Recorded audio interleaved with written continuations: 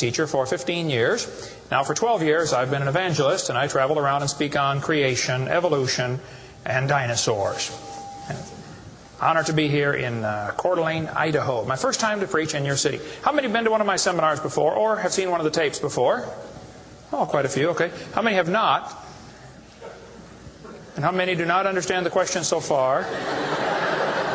Okay, that's what I thought. Well, great. It's an honor to be here. I tell folks right up front before I get started too far, because I don't want anybody sneaking up on me, I believe the Bible is the infallible, inspired, inerrant Word of the living God. I believe it from cover to cover. I even believe the cover on mine. It says Kenta Hovinda. I believe that.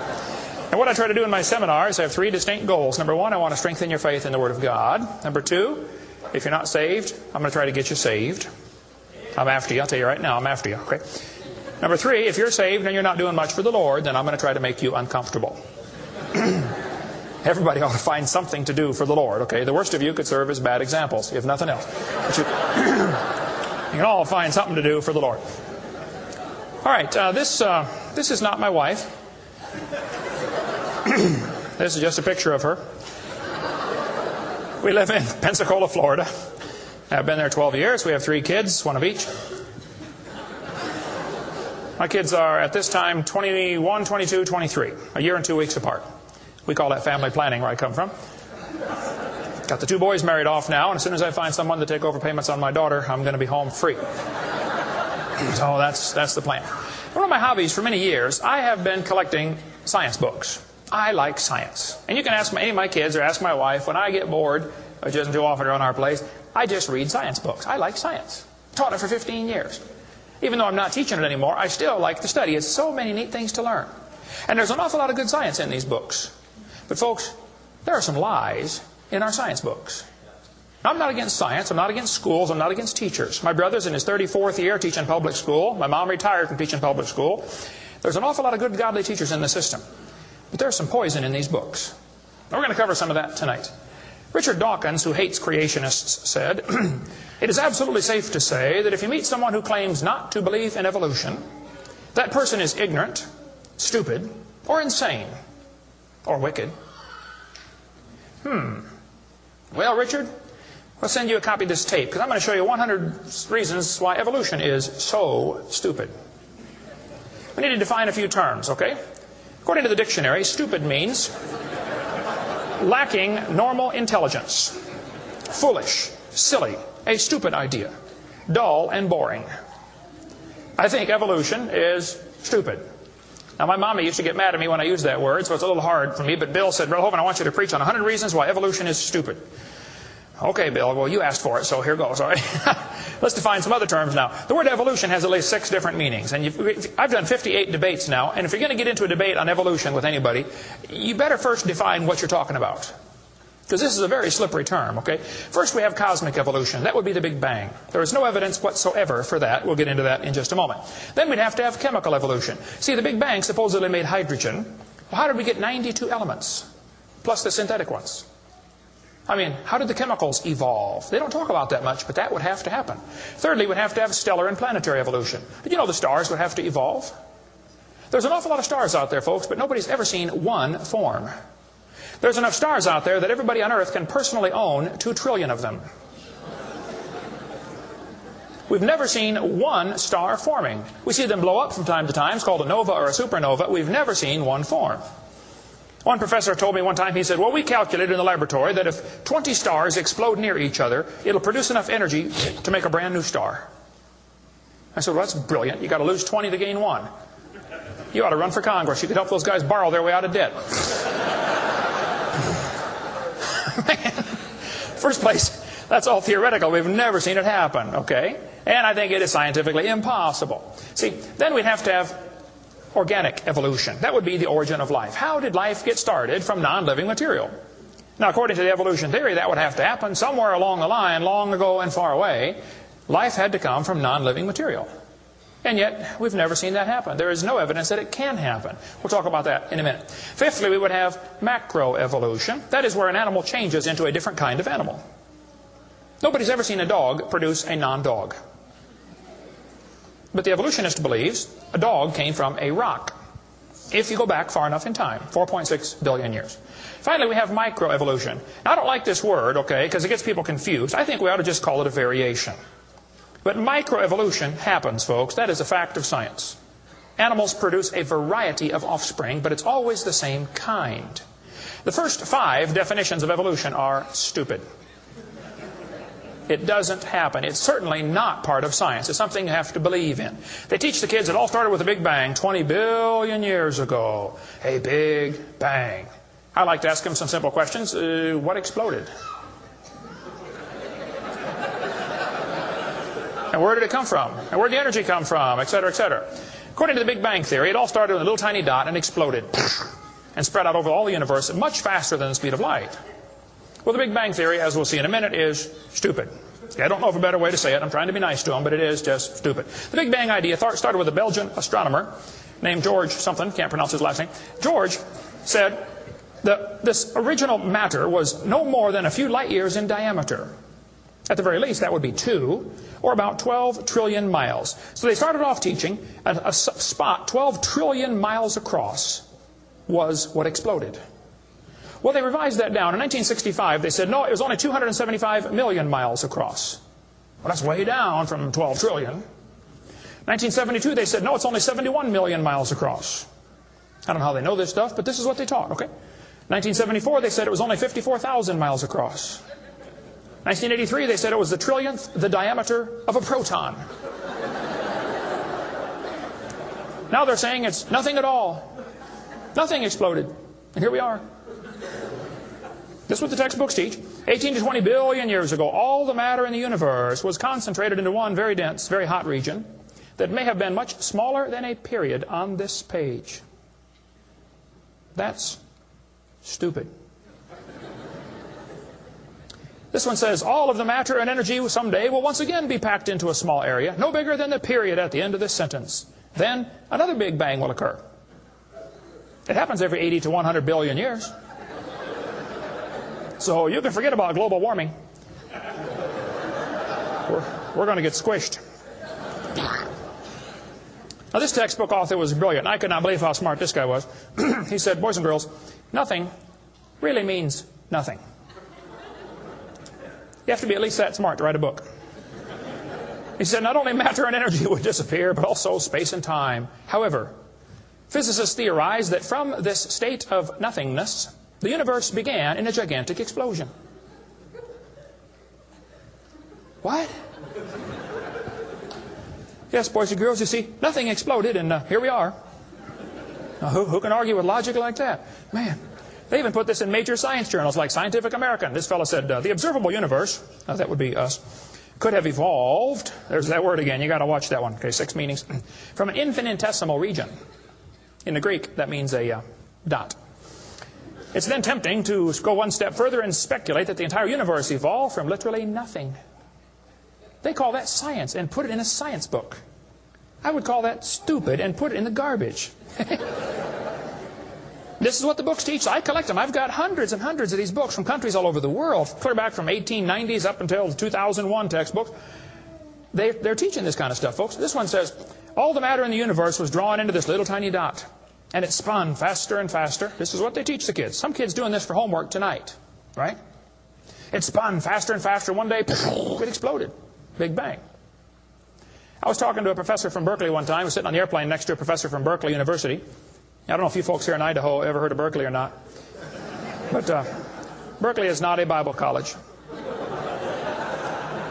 So we got talking about the Big Bang, and he said he believed in the Big Bang Theory. I said, yes, sir, I figured that. You have to teach it at Berkeley. I said, tell me, sir, how did the universe get here? He said, well, 20 billion years ago, all the matter was squished in this little tiny dot, and it was spinning real fast, and it exploded. Big bang. And pieces flew off and became the galaxies and the sun, the moon, the stars, and finally, people. Here we are. I said, sir, could I ask you a couple questions, please? One of my favorite things to do in life is asking questions to people who believe in evolution. I absolutely have a wonderful... That's how this whole ministry started. 12 years ago, I moved to Pensacola, Florida. Some article came out in the newspaper that said, dinosaur bones found in Montana from 80 million years ago. I wrote my first letter to the editor in my life, about 12 years ago. I wrote a letter to the editor. I said, yes, they found dinosaur bones, and yes, it was 40 feet long, and yes, it was found in Montana, but it was not from 80 million years ago.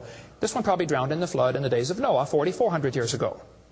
And you would have thought I shot the sacred cow. Actually, I did. Boy, there began to be quite a battle in the newspaper, letters to the editor flying back and forth, and finally a university called me and asked me to do a debate with one of their professors. Well, I'd never had a debate in my life except with my wife, and I lost those every time. So I was not excited about debating. But I said, well, how do you do it? What do you want? And the guy said, well, you send us 30 questions, and the other guy will send in 30 questions, and we'll discuss those questions for the debate. I said, okay. So I sent him 30 questions. I thought they were perfectly legitimate, fair questions. I said, a woodpecker's tongue goes all the way around the back of his head and comes on top of his left eyebrow, left nostril here. Would you please show me any fossils that have been found, intermediate species between a normal bird and a woodpecker, with his tongue going all the way around his head? What evidence do you have of how this evolved? That question never came up. I don't know what happened to it. But I said, termites chew on wood and they swallow it, but termites can't digest it. It goes into their stomach, and there's little tiny critters in their intestines that actually digest the cellulose. Now, those little critters can't live without the termite, and those termites can't live without those critters. Which one evolved first? I thought it was a fair question, but it never came up. I don't know what happened. I think they lost my list. But anyway, one of my favorite things to do is asking questions to people who believe in evolution. So I asked this professor if I could ask him some questions about the Big Bang. He said, sure, what would you like to know? I said, well, sir, you told me 20 billion years ago all the matter in the universe was squished in this little tiny dot. And it was spinning faster and faster and exploded. I said, where did all this matter come from? He said, well, we don't know that for sure. I said, okay, now, sir, hold it. If I told you that I believe about 6,000 years ago God created the heaven and the earth, like the Bible teaches, you're going to say, and where did God come from? And I don't know. But you said 20 billion years ago there was a Big Bang, and you don't know where the dirt came from. So basically, I believe in the beginning God, and you believe in the beginning dirt. Don't tell me my theory is religious and yours is science. Oh, no, sir, they're both religious. The news media tries to make it look like it is religion versus science. I did a debate in El Paso, Texas here recently, and the news media wrote an article. They said, religious and scientific leaders debate evolution. What is the unspoken message in that title? What are they trying to imply? Can you catch that? They're trying to imply that evolution is part of science, aren't they? No, evolution is a religion. Actually, both creation and evolution are inherently religious. These two timelines is the same information right here. I'll be referring to that throughout the seminar here. I cover this thing all the time. The Bible teaches about 6,000 years ago, God made everything. 4,400 years ago, there was a big flood that destroyed everything. 2,000 years ago, Jesus came. Here we are today, waiting for the Lord to come back in about 5 minutes. This is the Bible view of history. On this chart, 1 inch is 150 years. That's a long time. The 20 billion year chart on the bottom is a very different scale. But see, both views, creation and evolution, are inherently religious. You have to believe in creation or believe in evolution. The difference between the two, though, is very simple. The evolution religion is tax-supported. That's the difference. By the way, if I was to make that bottom chart the same scale as the top chart, the bottom chart actually needs to be 2,100 miles long. That's from Pensacola to Portland, Oregon. I don't want to carry a chart that big, so I made a new scale for the other one, okay? If they want to believe it happened long ago and far away, they're welcome to believe that, but that's not science. Evolution is a religious worldview, and I think it is stupid. So I asked the professor, where did the matter come from? He said, I don't know. I said, well, sir, would you please tell me where the laws came from? The universe is run by laws, gravity, centrifugal force, inertia. Who gave the laws? He said, we don't know that either. I said, sir, could you tell me where the energy came from? It takes energy to make a big bang. Who bought the gas to run this machine anyway? He said, we don't know that either. I said, sir, could I ask you another question? He said, sure. What else would you like to know? What else? What do you mean else? You haven't told me nothing yet. I said, does Berkeley have a merry-go-round? How many of you know what a merry-go-round is? You go round and round and round till you puke, okay? He said, no, we don't have a merry-go-round at Berkeley. I said, you ought to get one. You could learn some good science on a merry-go-round. If you put some fourth graders on a merry-go-round, are there any fourth graders in here tonight? Who's in fourth grade? All right, I like fourth graders. I spent the best 5 years of my life in the fourth grade. That's before they diagnosed ADD. Put some fourth graders on the merry-go-round. I like using fourth graders because they're tough and they're expendable. And we're going to get the high school football team out there to get that thing spinning clockwise as fast as it will possibly go. Now, if you have a digital watch, you may not know what clockwise means. I'll explain it later. We're going to spin the merry-go-round clockwise. The kids are going to go through 4 phases. They start off in phase 1. They're screaming at the football players. Come on, let's go. Faster, faster. Can't you go any faster? You get up around 30 miles an hour. The kids enter phase 2, where they stop screaming. They just quietly concentrate on trying to hang on for dear life. You get up around 60 miles an hour. The kids enter phase 3, where they start screaming again. But now they're screaming, stop, stop, please, slow down. Don't stop, though. Keep going faster and faster. When you get to about 100 miles an hour, you should enter phase 4. That's where the kids begin to fly off the merry-go-round. Now, when this happens, you will notice a very interesting phenomena of physics. If the merry-go-round is going clockwise, when the kid flies off, the kid will be spinning clockwise until he encounters resistance, like a tree or telephone pole. That's because of a law in physics known as the conservation of angular momentum. You see, if a spinning object breaks apart in a frictionless environment, the fragments will all spin the same direction. It's very simple. It's because the outside is moving faster than the inside. And so it keeps the same direction of spin. The professor said, yes, I understand about the conservation of angular momentum. I said, well, good. I'd like to ask you a question then, sir. If the whole universe began as a swirling dot, like you said, why do 2 planets spin backwards? He said, that's interesting. I said, no, that's more than interesting. It's kind of hard on your Big Bang Theory. Not only that, 6 of the moons are spinning backwards. Why? He said, I don't know. Why do you think they're going backwards? I was hoping he was going to ask that. I said, well, sir, I believe it's very simple. You see, I believe in the beginning God created the heaven and the earth, and God did it that way on purpose, just to make the Big Bang Theory look stupid.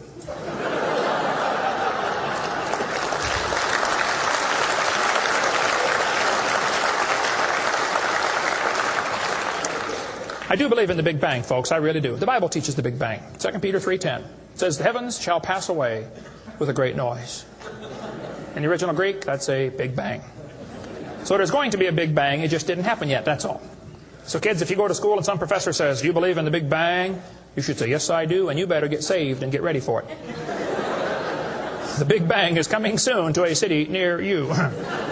By the way, if the Big Bang Theory were true, the matter would be evenly distributed. But it's not. It's lumpy. They're called galaxies. And in zillions of miles and nothing called voids. And to try to salvage the dumb Big Bang Theory, they've got all these wild theories of why isn't the matter evenly distributed? They'll say, well, maybe there's black holes, or maybe there's antimatter. They got all this stuff. It's all trying to rescue this crazy Big Bang Theory. And it's a dud, folks. It didn't happen. There are zillions of stars out there. I mean, lots and lots of stars. And we haven't even seen them all. If star births, they ought to at least equal star deaths, and they don't. We see a star blow up about every 30 years. It's called a nova or a supernova. Well, then how come there are only 300 dead stars out there that we can see, supernovas? That's only a few thousand years worth, isn't it? There ought to be trillions of them, if evolution were true. This fellow said, I have a little hesitation in saying that a sickly pall now hangs over the Big Bang Theory. Yep. I think it is stupid. Now, if you want to believe it, that's fine. I don't care what anybody believes. That doesn't bother me. But see, the problem is they want to use my tax dollars to teach that to your kids in our schools.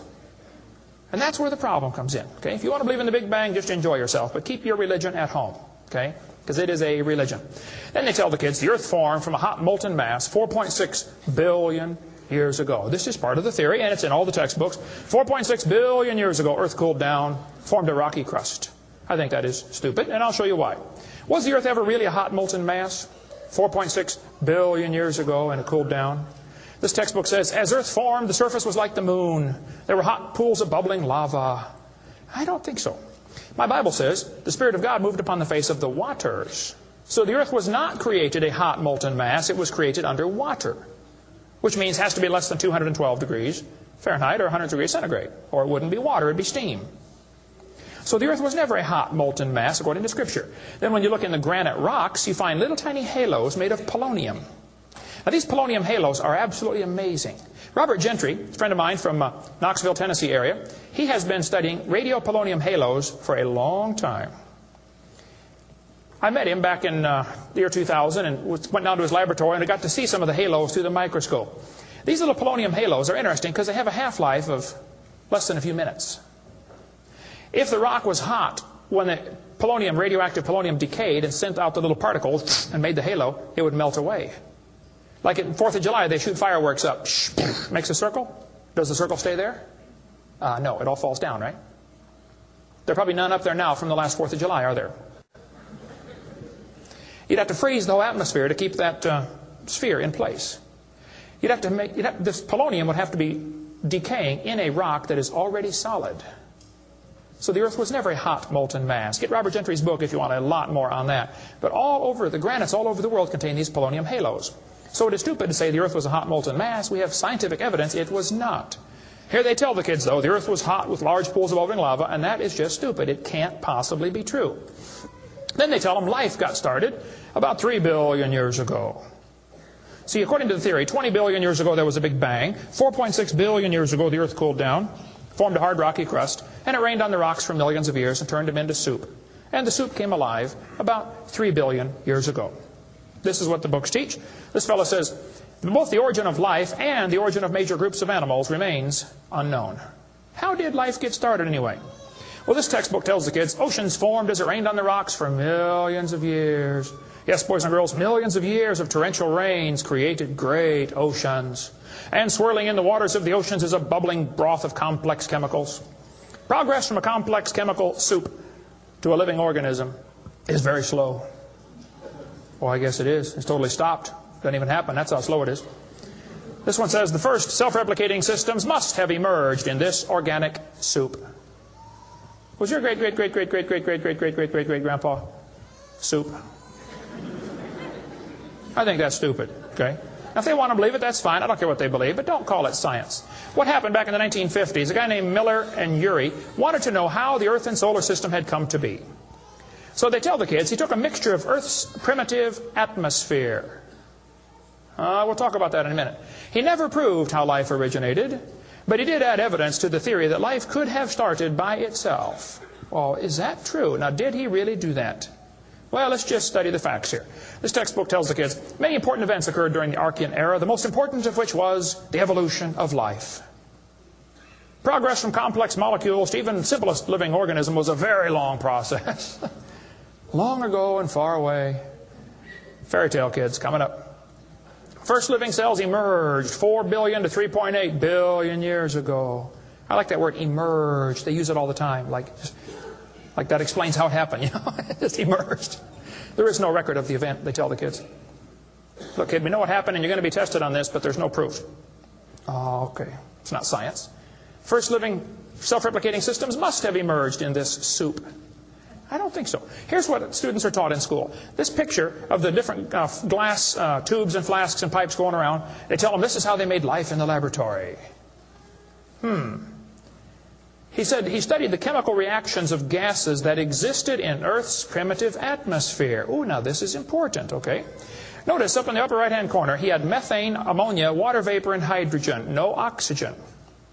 He circulated these gases through these tubes through a spark, supposed to represent lightning. And sure enough, it produced a red goo at the bottom of the flask and had some amino acids in it. It didn't come close to getting life, though. Miller excluded oxygen in a reducing atmosphere because life could not evolve with oxygen. Anything that got together would oxidize. Cut a banana open, lay it on the table, it'll turn brown, it'll oxidize. Okay, so will an apple, so will anything alive. It'll oxidize. So that's why he didn't have any oxygen in the experiment. One of his gases was ammonia. Well, this creates a real serious problem because ammonia is destroyed by UV light. And UV light must be blocked by ozone, which is made from oxygen. I got a problem here. This textbook says several billion years ago, Earth's atmosphere had no free oxygen. Well, that's just simply not true. Ozone is made from oxygen, and it blocks UV light, and ammonia, one of the gases needed for the experiment, is destroyed by UV light. So life cannot evolve without oxygen. But also life cannot evolve with oxygen. Well, I got a solution for that one. It didn't evolve. And by the way, the Earth has always had oxygen, even more than it does today. Okay? Air bubbles are often found trapped in amber, like the movie Jurassic Park, you know, where they drilled in and got the mosquito blood. These air bubbles, though, have 50% more oxygen than we do right now. We cover more on that on my video series, videotape number 2, about what the pre-flood world was like and why they lived to be 900 on the blue series of tapes out there on the table. But this textbook says the mixture at the bottom of the flask was rich in amino acids. Oh, come on. That is stupid. It was not rich in amino acids. Let's tell the kids what they really found, okay? He filtered out the product. As this gas went through the tubes, he sparked it, produced this goo at the bottom, and he drew the goo off, because if it went through again, it would be destroyed by the spark. Now, in real life, you're not going to get a section of the ocean protected. They say this just happened by chance in the ocean. You can't filter out the product then. Secondly, what he made was 85% tar, 13% carboxylic acid, 2% amino acids. So 98% of his mixture was poisonous to life. I would not call that a success. And there are 20 different amino acids, sort of like 26 letters in the alphabet. There are 20 amino acids. Those amino acids go together to make proteins, like letters go together to make sentences. Mostly he made just 2 of these amino acids. And they bond with the tar and the acid very quickly, more readily than with each other.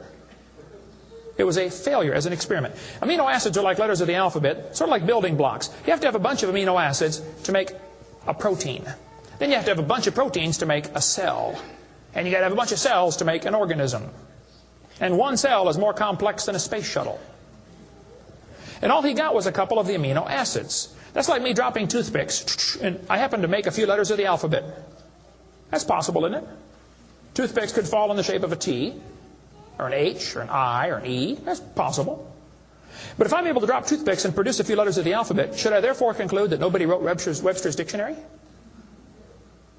The difference between making a letter with toothpicks and making Webster's dictionary is about like making an amino acid and making a living cell. He didn't come close to making life. He made the equivalent of a few letters, and he actually needed to make huge books. And half of his letters were backwards, left-handed. This creates a real problem, since the simplest proteins, the smallest proteins, have 70 to 100 amino acids, all of them left-handed. This really compounds his problem. RNA and DNA are all right-handed molecules, and they are unbelievably complex. And hundreds of these amino acids must combine to make a protein, and this has to be in a precise order. And they unbond in water much faster than they bond, and last time I checked, the oceans are completely full of water. So Brownian motion is going to drive them away from each other, not together. It just isn't going to work. He did not make life in the laboratory. But they tell the kids, he showed how life could have started by itself. Oh, that is just a stupid, okay? That's a lie. He did not show anything of the kind. And every experiment since then has made the problem worse. They're finding more and more things that just couldn't happen. Don't call that science. But they tell the kids, 3 billion years ago, life appeared on Earth. Asked me to speak at this college in Boston one time. This preacher called all the colleges and universities around Boston. I said, would you like to have Kent Hovind come speak at your college? Finally, one professor said, yes, he can come speak at our school if our professors can ask him any questions they want, because we want to show our students how dumb these creationists really are. So the preacher called me and said, Brother Hovind, would you like to speak at this college and let them make fun of you for a couple hours? I said, I would be honored. So I showed up. There were 6 professors and all their students. I felt like Daniel in the lion's den. I got my charts out and I said, now folks, I believe the Bible. Nobody cheered. I said, I believe about 6,000 years ago God made everything. The world's not millions of years old. 4.6 billion years ago, there was a big flood. I'm sorry, 4,400 years ago, there was a big flood. Not 4.6. And 2,000 years ago, Jesus came, and I gave them the basic Bible story, okay? Then I told them what they believe. Because most of them don't know what they believe. You have to tell them. You guys believe 20 billion years ago there was a big bang where nothing exploded and produced everything. 4.6 billion years ago, the earth cooled down, made a hard rocky crust. It rained on the rocks for millions of years, turned them into soup, and the soup came alive 3 billion years ago. And this early life form found somebody to marry. Boy, now that's a good trick. And something to eat, of course, and slowly evolved into everything we see today. One professor was getting kind of upset about this time. I seem to do that to them. He said, Mr. Hovind, there are hundreds of varieties of dogs in the world. I said, yes, sir, you're right about that. He said, do you mean to tell me that you believe all these dogs came from 2 dogs off of Noah's Ark? You expect me to believe that? Ha, ha, ha. I said, sir, would you look at what you're teaching your students? You're teaching your students that all the dogs in the world came from a rock.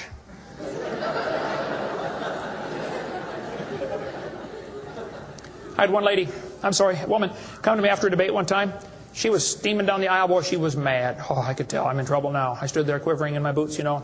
She walked up and she said, "Tonight, you said, we believe we come from a rock. We do not believe that." I said, "Ma'am, calm down just for a minute." I said, "Do you believe in evolution?" She said, "Yes, I do. I'm a professor here at the university." I said, "Well, would you please tell me then where we came from?" She said, "We came from a macromolecule." I said, "Where did that come from?" She said, "From the oceans, from the prebiotic soup." I said, "Where did that come from?" She said, "Well, it rained on the rocks for millions of years." And you could see it was slowly dawning on her. I do believe I come from a rock, don't I? "Yes, ma'am, you do. You ought to be proud of it. Hey, don't step on Grandpa, whatever you do." Look, that's stupid, okay? There's no kind way to say it. There's a great book dealing with some of the flaws in the Miller experiment. If you want more on that for your kids to study out there on the table, get the book Icons of Evolution. Then they tell the kids that these plants and animals, not only did life evolve from non-living material, then this life had to learn to reproduce itself. Why would any organism want to reproduce more of its own kind when that's only going to increase competition for the food supply? Why didn't they instead evolve the ability to live forever and be happy? Huh? You ever think about that?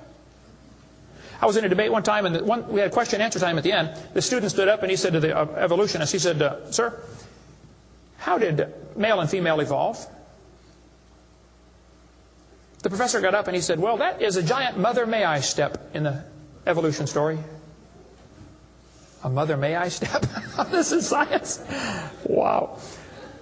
Well, so according to them, you know, for the next few billion years or hundreds of millions of years, you know, life learned to produce something other than its own kind. Of course, today everything only produces its own kind, but they say long ago and far away, they were able to do something different.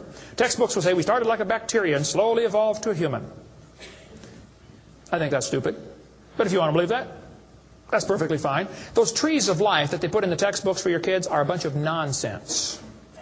And even evolutionists will admit that. Stephen Jay Gould, the Marxist professor at Harvard University, he says that evolutionary trees that adorn our textbooks are not the evidence of fossils. It's only inference. We infer, we imply, we hope it happened this way. This textbook says, all the many forms of life on Earth today are descended from a common ancestor. What? You mean the birds and the bananas have a common ancestor? Isn't that what he says? Found in a population of primitive unicellular organisms. Well, in the first place, there's no such thing as a primitive unicellular organism, okay? One single cell is more complex than a space shuttle. There's no such thing as a primitive single-celled organism. We talk about that on video number 4 of our series. But he says, all the forms of life are descended from a common ancestor found in a population of primitive unicellular organisms. What were those first cells like? How do we know? What events led up to their formation? No traces of those events remain. Did you catch that? Hey kid, we know what happened, but there's no proof. Primitive, huh? This one says, the humans, mammals, birds, crocodiles, all had a common ancestor.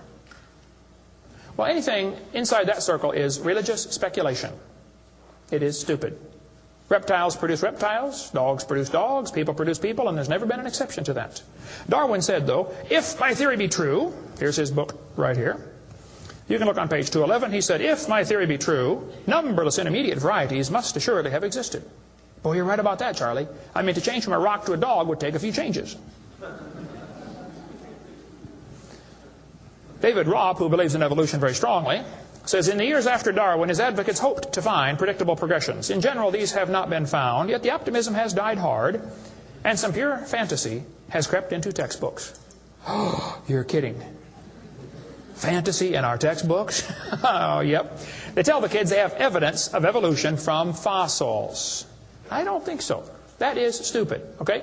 If you find a fossil in the dirt, all you know is it died. You don't know that it had any kids, do you? And you sure don't know that it had different kids. I mean, think about it. You're in a court of law. You bring in a bone to the judge. Judge, I found this bone in the dirt. This is the ancestor of all the humans today. They would laugh at you. You don't know that that's the ancestor of anybody, do you? And why on earth would you think a bone in the dirt can do something animals today cannot do? Animals today can only produce the same kind, right? Dogs produce dogs, folks. Luther Sunderland asked all the major evolutionists, he said, where is the evidence for evolution? They all said, well, somebody else has it. We don't have it over here. So he wrote a letter to Colin Patterson. He's the director of the British Museum of Natural History. They've got the largest fossil collection in the world. He said, Mr. Patterson, I read your book on evolution. I noticed you didn't show us the missing links. Why didn't you show us the missing links? Patterson wrote back and said, I fully agree with your comments on the lack of evolutionary transitions in my book. If I knew of any, fossil or living, I would certainly have included them. I will lay it on the line, there is not one such fossil. There are no missing links, folks. The whole chain is missing.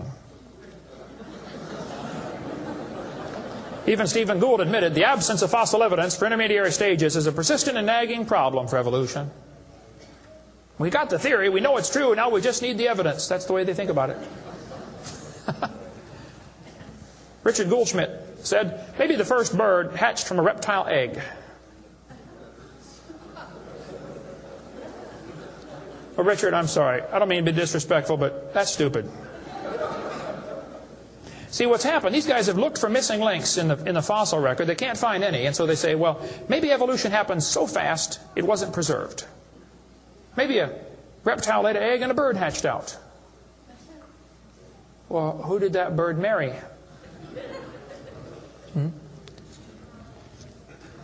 There's only about a zillion differences between a reptile and a bird. We'll get into that later sometime if we get time. But if they want to believe that, that's perfectly fine.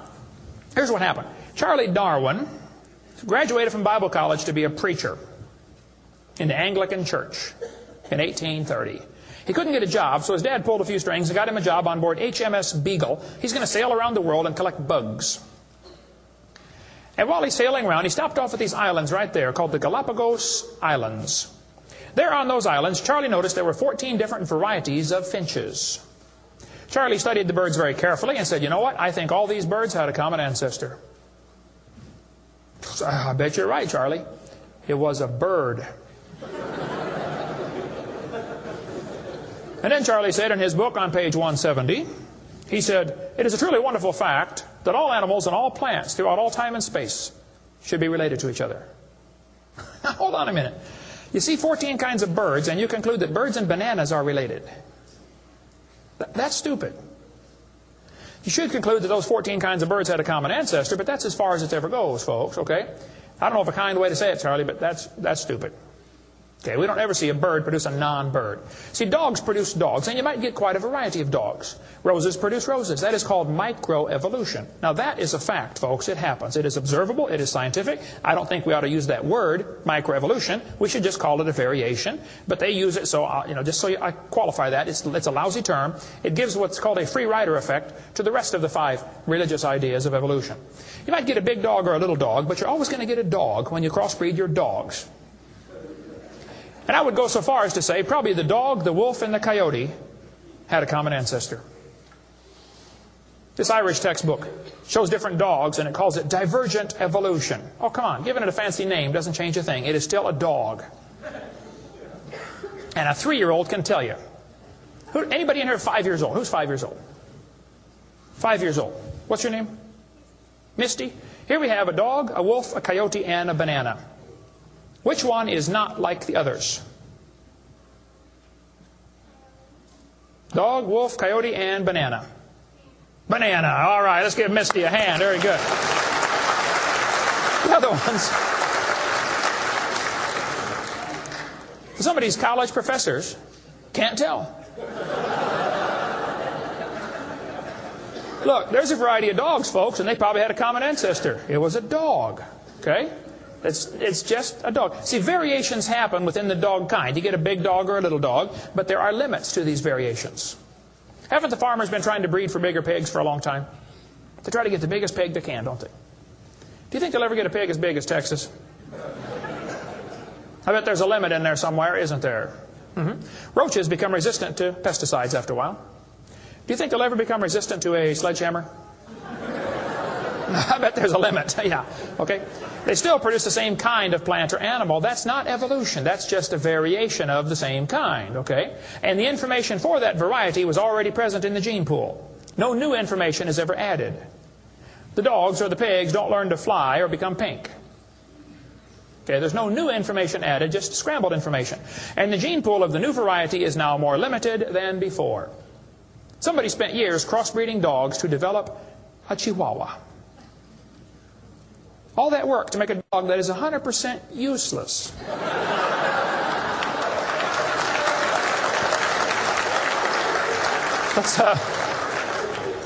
Let's turn all the Chihuahuas in the world loose back into the woods. How long would they last? They'd run up to the wolf. Yep, yep, yep, yep, yep. Crunch. Go ahead, make my day. A useless dog. Genetic information was lost when you got your variation. It wasn't added. You might have selected a certain slice of the gene pool with small dog, quick characteristics, but you didn't add anything.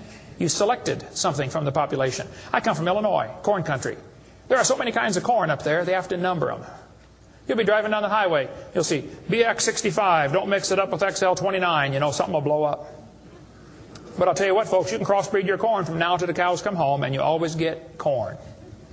You will never get a hamster or a tomato or a whale to grow on that corn stalk, okay? It won't happen. There's a variety of cows, and they probably had a common ancestor.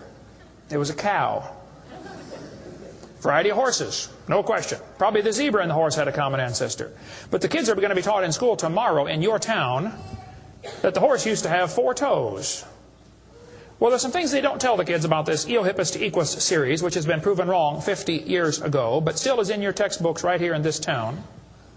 They don't tell them the original so-called horse is the size of a fox. It was a meat eater and had 18 pairs of ribs. The next one had 15 pairs of ribs.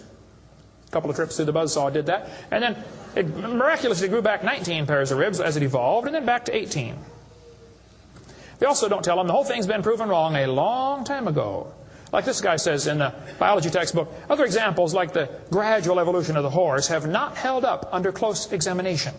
That's a polite way of saying it's proven wrong, okay?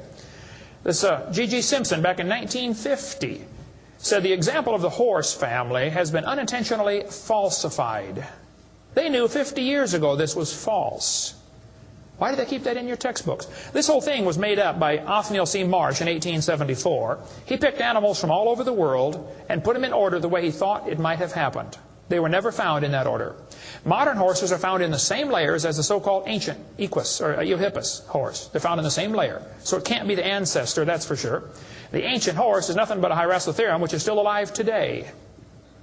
By the way, the ribs, the toes, the teeth are very different in these animals. In South America, the fossils go exactly backwards. Instead of 3-toed to 1-toed, it goes 1-toed to 3-toed in the fossil order. They won't talk about that much, but you check it out. That's a fact, folks. They're never found in the order presented in the textbooks. 3-toed and 1-toed gray side by side. Plenty of information on the internet about that. Tulsa Zoo finally took out their display because so many folks complain, why do you have this horse evolution display in the zoo? It's been proven wrong 50 years ago. Take it out. And you folks ought to get together with your school board and say, look, on page whatever it is, 952 of our textbook, it says the horse evolved from a 4-toed ancestor. Let's cut this page out. If you had a page in your textbook teaching the kids the earth was flat, would it be okay to demand that that page be removed? You don't have to buy a whole new book. Just cut the page out. It won't cost the school anything. How many of you would volunteer to help cut the pages out and bring your own scissors? See? It won't cost them a dime. And you send me your book and I'll show you which pages need to be taken out. I've read hundreds of them. I can find them like that. Free of charge. I'll donate my time. Peabody Museum still has the horse evolution on display. As I stood, I've been there many times. It makes my blood boil every time I walk in that place. I'm standing there looking at this lie proven wrong 50 years ago while hundreds of kids come through in school groups. The kids are never told, well, this has been proven wrong, boys and girls. They asked the folks at the Tulsa Zoo before they took the display down, they said, why don't you take this display down? The zoo director said, we don't have the funding to remove it. I've got all the letters back and forth on that. Man. Folks, there's quite a variety of horses today. Okay, there's big horses and little horses. I was in Baton Rouge, Louisiana a few months ago. Got to see where they raise the 30-inch tall horses. I mean, my dog's bigger than that. What do you do with a 30-inch horse? Look at it, I guess is about it. And they sell them for $10,000. Sucker born every minute, I guess. But one lady wrote me a letter and said, Mr. Hovind, We crossbreed zebras, ponies, horses, and mules. Not mules, the jackass. And we raise zonkies, zorses, zeonies. They cross every which way. Well, that's probably because they're the original same kind. No problem there. You want to see all the fatal flaws in the horse evolution story, get the book out there, Icons of Evolution. So then they're going to tell the kids, well, we have evidence for this theory. We think that one animal changed another, and we can show evidence because many animals have similar forelimb structure. This is called the argument from homology. Well, what do they tell the kids? They'll say, boys and girls, you have 2 bones in your wrist, radius and ulna. And boys and girls, look at the whale's flipper carefully. Did you know the whale has 2 bones in his flipper? And they're called the radius and the ulna? Same as ours. Wow. Who named them, teacher? The whale? Think about it. But this is one of the evidences for evolution. They're going to say, boys and girls, comparative anatomy provides further evidence of evolution. The commonalities suggest that these and other vertebrate animals are all related. They probably evolved from a common ancestor. Well, duh. That's stupid, okay? Maybe they all had the same designer. Doesn't prove a common ancestor. By the way, the bones develop from different genes in these different organisms. They are not homologous organisms like they want you to believe. Similar design might prove the same engineer made the design. A lot of bridges in the world are kind of similar to each other. You can go compare, different suspension bridges around the world, Golden Gate Bridge and other bridges, and there's a lot of similarities. That doesn't prove one is the father of the other, or that a tornado put them up. No, it's a design that works good, okay? I discovered that the Pontiac lug nuts from a Pontiac will fit on a Chevy. They will. That proves they both evolved from a Honda 14 million years ago. No, the same engineers are designing these cars. Then they tell the kids about the geologic column. How many have ever heard that the different layers of the earth are different ages? They show the kids Grand Canyon. Yes, boys and girls, this one says, over millions of years, the Colorado River has carved the Grand Canyon from solid rock. I'm sorry, but that is stupid, okay? I'll explain why. Kids, you need to learn this. This is a very simple thing to learn, and you'll go through life much further than many of these professors go. Make yourself 3 columns. Facts are in the middle. It's a fact Grand Canyon exists. The evolutionist has an interpretation of that fact, and the creationist has an interpretation of the fact. Now, it's not part of the fact, it's an interpretation of the fact. The evolutionist says the canyon formed slowly by a little bit of water and lots of time. The creationist says, oh no, we think it formed quickly by lots of water and a little bit of time. It's a fact the earth has sedimentary layers. That's not a question. How did they get there? Well, the evolutionist says these layers formed slowly over millions of years. The creationist says, no, these layers are all from the flood in the days of Noah. Now, it seems like the professors are always trying to erase the line between their interpretation and the fact and make their interpretation part of the fact column, and it's not. And I think I can demonstrate Grand Canyon was not formed by the Colorado River. I was in a debate recently, and this professor said, Dr. Hovind, you're so stupid. Obviously, it took millions of years to form the Grand Canyon. I said, well, sir, I've seen Grand Canyon many times. I taught earth science for 15 years. I've studied it intensively. Just flew over it last week, as a matter of fact, twice. Got a perfect view of it going out to California and back, flying from wherever I was, Florida. That's where I live. This textbook says, the Colorado River has cut through layer upon layer of rock over millions of years. Well, if you built a dam across Grand Canyon, it would take a lot of dirt or concrete, but if you could, okay, it'd be a huge dam. A giant lake would back up behind that dam, covering several states. That purple area is all drained right through the Grand Canyon drainage basin. This snow line tells a very interesting story. In between these 2 red lines is snow. This is a picture from a satellite showing about 150 or 200 miles of the canyon area. Real wide shot. The river enters the canyon at the far right. The river is 2,800 feet above sea level. As it goes down through the canyon, the ground is rising up. It's called the Kaibab uplift. Okay, the uplift is 7,000 or 8,000 feet above sea level. Interesting. The river flows downhill. All rivers flow downhill.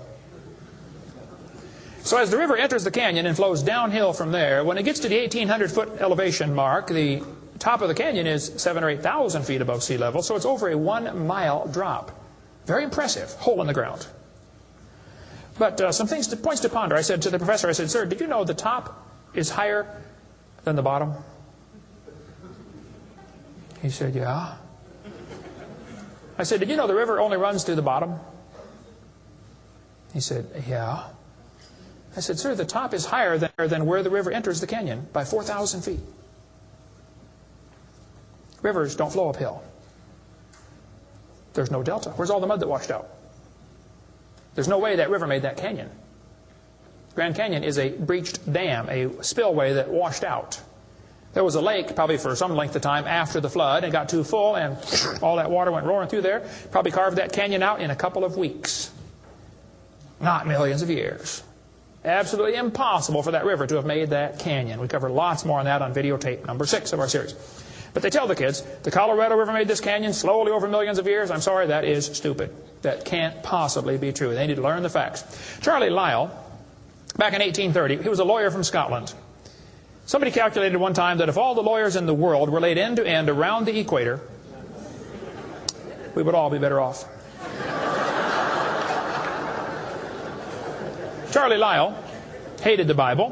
In 1830, he wrote this book right here. Oh, I got it down on the table. I picked up the wrong one. Principles of Geology. Here it is on this table. Charlie Lyell wrote this book, 1830. In this book, he mocked at scriptures. He hated the Bible. You can see it mocking all through they're here. In here, he and other fellows back in that time, Cuvier, Steno Smith, and some of these guys, they invented the geologic column. How many have ever heard of the geologic column before? They say each of the layers is a different age. You know, Cenozoic, Mesozoic, Paleozoic, Archeozoic, all them Zoic boys. And they gave each layer of rock a name, like maybe you saw the movie Jurassic Park, and an age, and an index fossil. This was done in 1830, way before there ever was a carbon dating or potassium argon dating or lead-208, lead-206, uranium-235, uranium-238. Didn't exist, folks. The dating technique didn't exist. They just made up these numbers out of the clear blue sky. The geologic column is the Bible for the evolutionist. It can only be found one place in the world, the textbooks. There is no geologic column, and they know it. This fellow says, if there were a column of sediments, unfortunately, no such column exists. The geologic column is a hoax. Does not exist. It is stupid. Those layers cannot be different ages. If the geologic column were all in one place, it would be 100 miles thick. Didn't happen. By the way, if the geologic column were true, if you look at the side of Grand Canyon and see all these thousands of layers, why are there no erosion marks between the layers? Don't you think if one layer sat there for 10 million years waiting for the next one, it would rain once or twice? No erosion marks between the layers. Interesting. Oh, something to consider anyway. Those layers were all deposited very rapidly. I think we can demonstrate that scientifically. If you take a jar of dirt, put some water in it and shake it up, and set it down, it'll settle into layers for you automatically. It just takes a few minutes. It's called hydrologic sorting. The gravels go to the bottom, and then the sands and the silts and the clays. It'll sort just like that, folks. Go home and do it with a jar. You'll see what I'm talking about. Years ago, I was preaching in Union Center, South Dakota. Union Center is right there. It's not even on the map. There are 40 people in the whole town. 38 of them came to church. I don't know where the other 2 were. But they showed up later, I guess. But the preacher said, hey, Brother Hovind, let's go down to Rapid City, South Dakota. They've got a museum down there with a bunch of dinosaur bones. I said, all right, I like dinosaurs. Let's go. So we all drove down to the museum. The guide met us at the door. He said, would you like me to give you a tour? We said, that would be great, sir.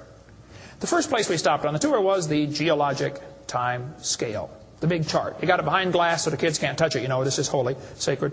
And the guide said, now, boys and girls, this layer of rock right here is about 70 million years old. My daughter was 12 at the time. She raised her hand. She said, mister, how do you know that layer is 70 million years old? He said, well, honey, we tell the age of the layers by what kind of fossils we find in them. They're called index fossils. Oh, she said, thank you, sir. We walked around the other side of the dinosaur, and we're standing over here, and the guide said, now, folks, these bones you're looking at are about 100 million years old. My daughter raised her hand again. She said, mister, how do you know those bones are 100 million years old? He said, honey, that's a good question. We tell the age of the bones by which layer they come from. She said, excuse me, sir, but when we were standing over there, You told me you knew the age of the layers by the bones, and now you're telling me you know the age of the bones by the layers. She said, isn't that circular reasoning? I thought, wow, a chip off the old block. That guide had the strangest look on his face. It was almost as if he were thinking.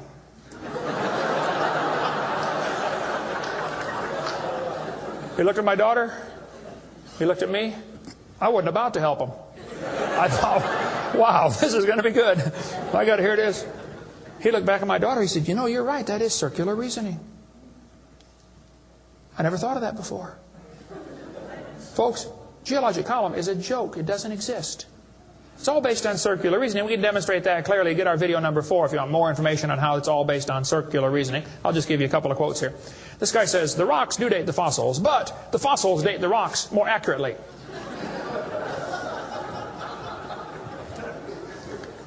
Stratigraphy cannot avoid this kind of reasoning if it insists on using only temporal concepts because circularity is inherent. You have to use circular reasoning to get it right. Well, that's stupid. And you don't need to be too bright to figure out that's stupid, okay? This geologic column contains limestone scattered all throughout the geologic column. I like to ask him the question, I say, fellows, you have limestone scattered all through this column.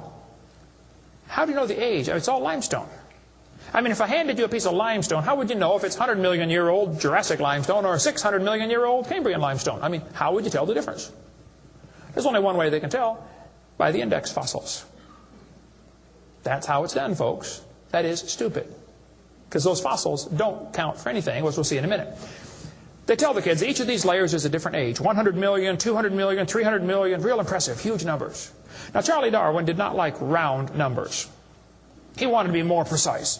He said the Wealdian deposits are 306,662,400 years old. Now, okay, Charlie, I think that's stupid. Those layers are not different ages, folks. All over the world we find petrified trees standing up, running through multiple rock layers. Now, if you get a petrified tree standing up, running through different rock layers, I don't think it's smart to say those layers are vastly different ages.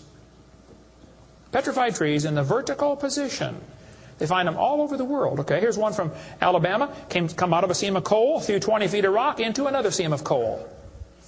They found about 3 dozen of them, I think, in that one little coal mine, one little area, while they're digging the coal out. Petrified trees standing up. Cookeville, Tennessee, they found a bunch of them. This one's 30 feet tall, standing up. Joggins, Nova Scotia is famous for their petrified trees standing up in the vertical position. All over the area there, folks. Those trees did not get slowly covered by the sediments over millions of years. They would rot and fall down. Sometimes the petrified trees are upside down, running through many rock layers. Scientists estimate at the bottom of Spirit Lake in Mount St. Helens there are now 20,000 trees that were blown out by the volcano. Thousands of them are standing up in the bottom of the lake, already buried 15 feet deep in mud. None of them grew there. Those trees are going to petrify. It only takes a few years to petrify a piece of wood. In the laboratory, it can be done in 24 hours. We cover lots more on how fast things can petrify in videotape number 6 of our series. But they dug up a guy, they buried this doctor in Tennessee. 14 years later, his wife died. When they went to dig the grave, water soaked into her grave. And they said, oh, we can't bury Grandma there. So they dug a hole on the other side. Water soaked in. So they dug a hole and buried Grandma somewhere else. And then the kids got worried about Grandpa, and so they went and dug up his grave. The arms had rotted off, but the rest of the body had petrified in 14 years, turned to stone from water running through the coffin. I got tons of material on how fast things can petrify. Those layers are not different ages. They all formed in one big flood in the days of Noah. To tell the kids the layers are different ages is stupid. That just simply is not true.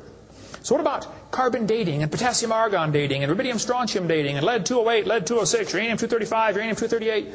Well, we'll cover that after a quick break here. Show you some ways that this is just stupid, okay? That's not a way to tell the age of anything. We're going to give you some more evidence that evolution is stupid. Now, if you want to believe in it, that's perfectly fine. I don't care what you believe in. But the devil is laughing at you for believing in that. He has you fooled, and he's laughing at you. Okay? If you want to believe you came from a rock, well, you just enjoy yourself. But that's not science. God made this world. God loves you.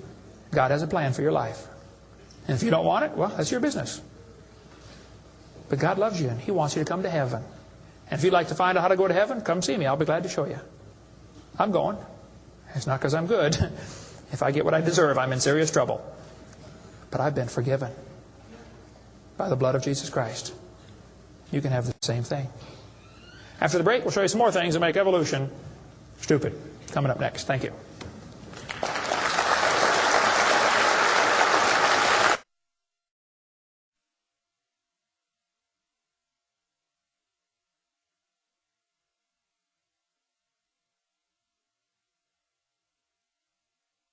In the early 1950s, actually the late 1940s, they invented carbon dating.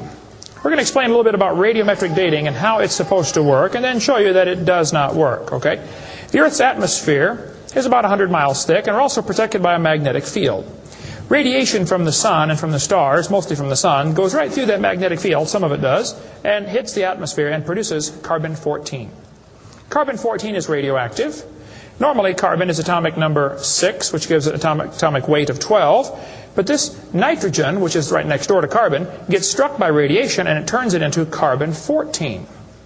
Now, carbon-14 is unstable. It is radioactive. It's always breaking apart. And you can hear it like with a Geiger counter, you know, click, click, click, click, just like uranium, because it's decaying. They've discovered it decays at a fairly consistent rate. About half of it will decay every 5,730 years.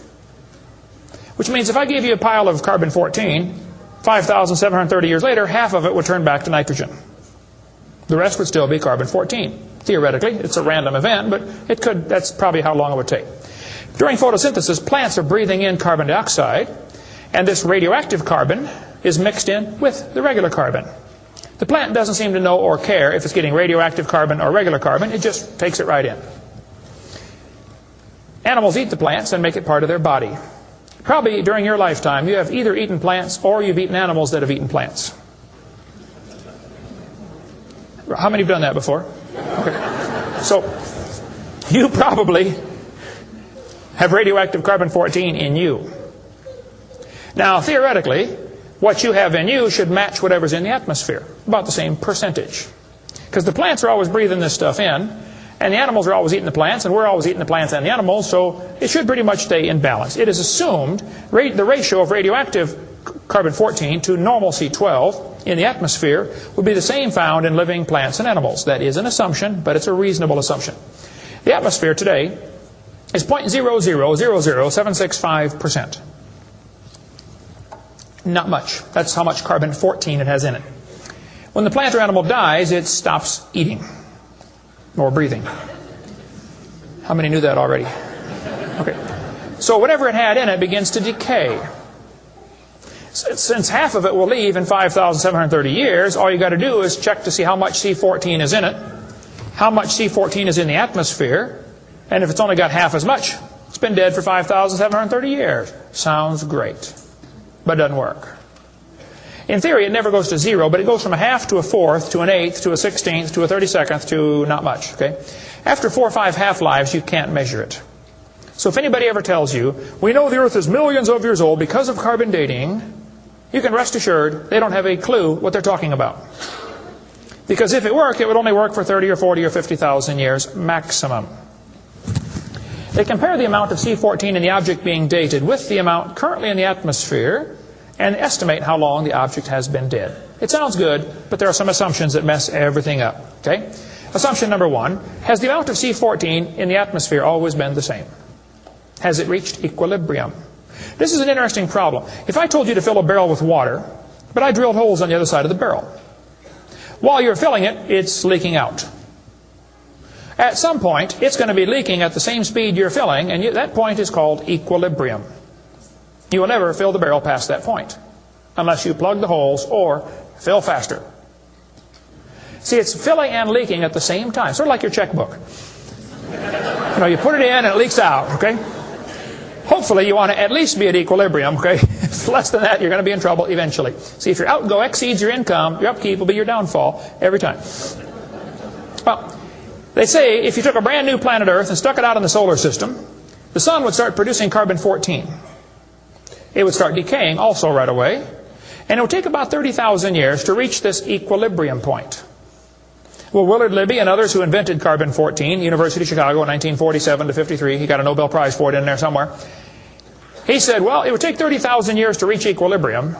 He said, well, we know the Earth is millions of years old. Mistake number one. So we can ignore the equilibrium problem. Mistake number two. The Earth's atmosphere has still not reached equilibrium. There's more C14 now than there was 10 years ago, which proves the Earth is less than 30,000 years old, which I could have told them just from reading my Bible. See, if an animal is still alive, be it plant or animal, okay, it should have about 16 clicks per minute on your Geiger counter per gram. If it's 0 years old. Actually, 0 years dead. If it's getting only 8 clicks per minute, then it's 5,730 years old. If it's giving you 4 clicks per minute, it's gone through 2 half-lives. It's 11,000 years old. If it's 2 clicks per minute, it's 17,000 years old. This is how they date it. So if you're getting 2.5 clicks per minute, you just find the point on your graph and draw the line over and determine the age. Sounds real simple, but it doesn't work. If we had walked into a room and found a candle burning on the table, and I asked you the question, when was it lit? You say, I don't know, Mr. Hovind, it's burning when I got here. Okay, well then let's do some empirical science. Empirical science is things we can test and measure and observe and test. Not theoretical, I mean empirical. We can measure it and weigh it. Let's measure the height of the candle. Suppose the candle is 7 inches tall. Who can tell me when it was lit? Okay, nobody. Let's do some more empirical science. Let's measure the rate of burn. Suppose we determine it's burning an inch an hour. When was it lit?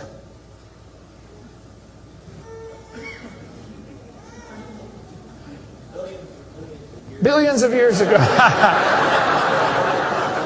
You're going to have a hard time telling me unless you're willing to make some assumptions. How tall was it when it started? Oh, we don't have any idea. Has it always burned out the same rate? Oh, we don't know that either, do we? You find a fossil in the dirt, you can measure how much C14 is in it. Very accurately, by the way. And you can measure how fast it's decaying. That's just like measuring the height of your candle and how fast it's burning. Now, when did that animal die? You don't have a clue. Unless you're willing to assume that the C14 when it was alive is the same as we have today, and assume the rate of decay has always been the same down through history. You can't prove either of those. Living mollusk shells were carbon dated at 2,300 years old. Hello, they're still alive. Freshly killed seal carbon dated 1,300 years old. Shells from living snails carbon dated 27,000 years old. That's stupid. He's still alive, okay? I know snails are slow, but 27,000 years, he'd be dead, okay? One part of a mammoth is 29,000 years old, another part's 44,000. One part of Dima was 40,000 years old, another part was 26,000, and the wood next to it is 9,000. The lower leg of a mammoth is 15,000 years old, the skin is 21,000. 2 mammoths found side by side in Alaska, one is 16,000, one's 22,000. Which number is right? Living penguins carbon dated 8,000 years old. 11 human skeletons, the earliest known human remains in the Western Hemisphere, were dated by accelerator mass spectrometer. All 11 dated about 5,000 radiocarbon years. Lava from a 1801 Hawaiian lava flow was 1.6 million years old. Well, hello is not even 200. Another volcano erupted in Hawaii in 1959. When they dated the lava, it was 8.5 million years old. At least potassium argon dating for that, not carbon.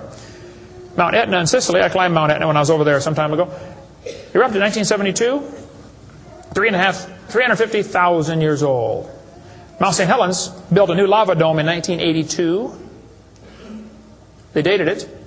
Got numbers from 350,000 to 2.8 million. It's not even 20 years old. Here's what you ought to consider about carbon dating. Samples of known age, it doesn't work.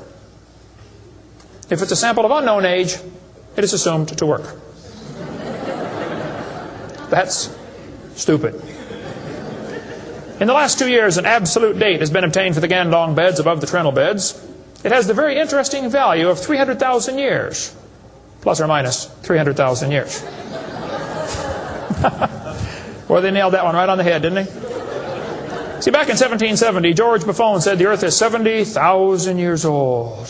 1905, the official age of the Earth was 2 billion. When they went to the moon, they said the Earth and the moon are 3.5 billion years old. 3.5 billion, dated with potassium argon dating. Now they're telling the students it's 4.6 billion years old. Let's see, that means the Earth is getting older at the rate of 21 million years per year. That's 40 years per minute. Aging rapidly, folks. That's stupid, okay? All they do is add more time to make the theory look more reasonable. Long ago and far away. And when you prove it couldn't happen, they say, well, it was longer ago and farther away. Then they're going to tell the students one of the evidences for evolution is embryology. Now, there aren't too many things about this whole theory that make me angrier than this, so I'm going to try to stay calm and cool and collected while we discuss this. Ernst Haeckel, an embryology professor at the University of Jena in Germany, loved evolution theory. When Darwin's book came out, Ernst Haeckel read that book the next year and said, wow, this is a great theory. All we need now is some evidence. 9 years later, they still had no evidence. So Ernst Haeckel decided to help Charlie out.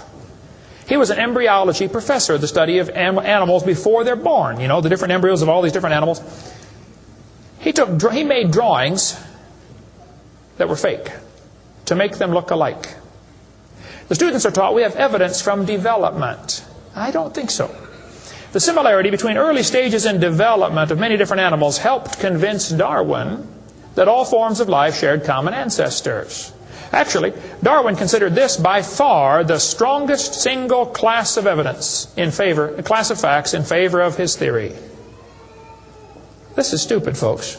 I'll show you. This textbook says, the human embryo growing in the mother has gills like a fish.